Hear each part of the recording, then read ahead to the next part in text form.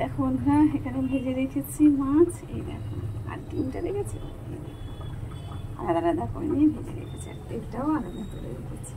আর এখানে আলু আর কাঁচা লঙ্কা, কালো জিরে আর টমেটো দিয়ে ঝোল করছে। আর এখানে কাঁচা কাঁচা মাছ দিয়ে দেবো,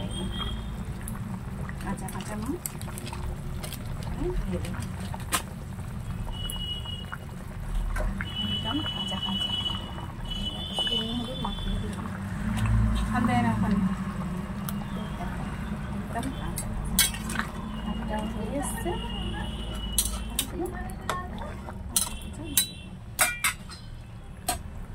এগুলো পুরো কাঁচা ধরে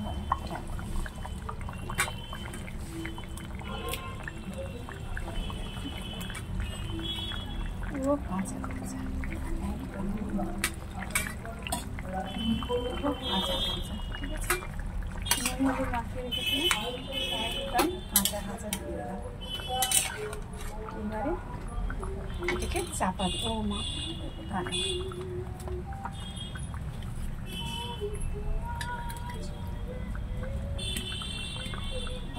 এই যে এবারে এটাকে পুরো চাপা দিয়ে আর তো সিদ্ধ হয়ে এসেছে, এই দেখতে পাচ্ছে। অল্প লঙ্কা দিয়েছি গোটা গোটা, নিয়ে খাবে। এবারে দেবো ঢাকা।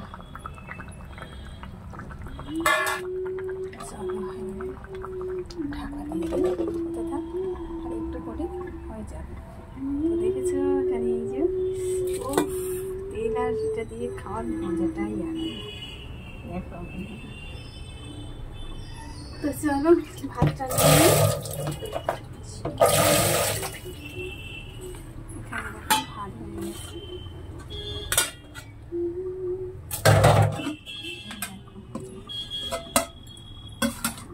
দাদাভাই খেয়ে কি করে রেখেছে দেখো ভাতটাকে, ঠিক আছে?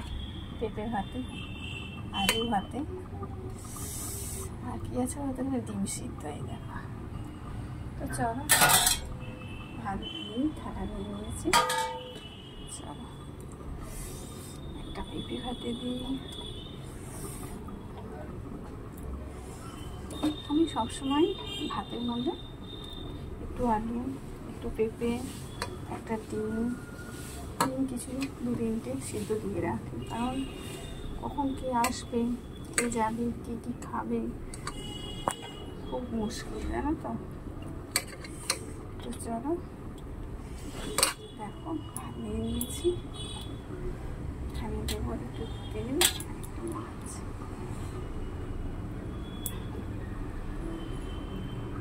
দেখো আর একটু তেল ছিল, তারপরে তো দিকে আছেই তোমার